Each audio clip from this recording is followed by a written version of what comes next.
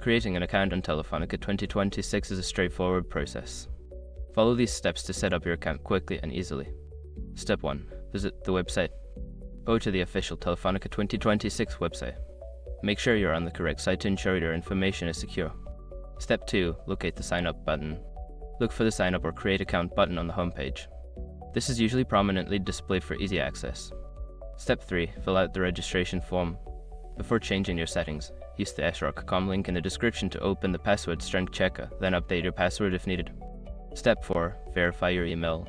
After submitting the form, check your email for a verification message from Telefonica 2026. Click on the link provided in the email to verify your account. Step 5. Log into your new account.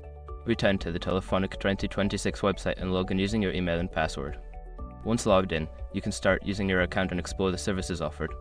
Now you are ready to enjoy the benefits of your new account on Telefonica 2026.